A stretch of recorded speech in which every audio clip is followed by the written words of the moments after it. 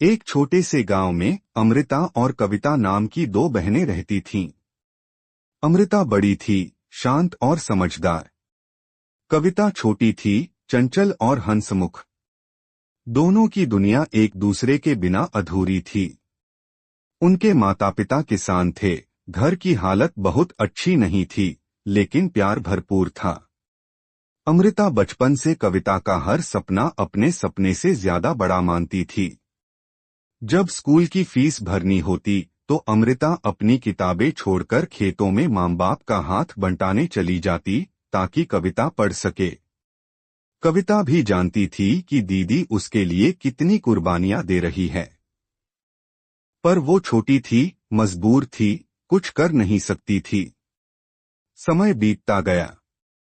कविता पढ़ाई में होशियार थी।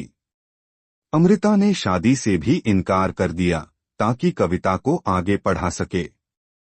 जब गांव वालों ने ताने मारे कि बड़ी बहन को घर बैठाकर छोटी को पढ़ा रहे हो, तो अमृता बस मुस्कुरा देती और कहती, जब कविता अपने पैरों पर खड़ी होगी तब मेरा हर सपना पूरा होगा। कविता ने कड़ी मेहनत से मेडिकल कॉलेज में दाखिला लिया। वो पढ़ने के लिए शहर चली गई।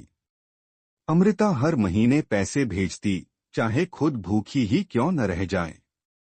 त्योहारों पर जब सबके घरों में रौनक होती, अमृता अकेले आंगन में बैठकर कविता की चिट्ठी पढ़ती, जिसमें कविता लिखती थी, दीदी, एक दिन मैं आपकी सारी थकान का बदला खुशी से चुका दूंगी। आखिरकार वो दिन आया। कविता डॉक्टर बन गई। उसने शहर में अच्छी नौकरी पाली।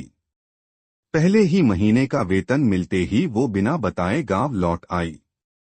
अमृता खेत में काम कर रही थी। कविता दौड़ती हुई उसके पास आई, गले लग गई और फूट फूट कर रोने लगी। दीदी, आज मैं जो भी हूँ आपकी वजह से हूँ।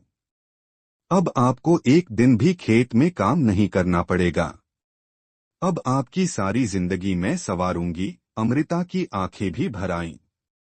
वो मुस्कुराई और बोली, मुझे तुम में अपना सपना पूरा होता दिख रहा है कविता। अब मेरा जीवन सफल हो गया। कविता अमृता को शहर ले गई। उन्हें एक सुंदर सा घर दिया। अमृता ने पहली बार खुद के लिए नए कपड़े खरीदे। वो अब कविता की सफलता का गर्व लेकर जीने लगी।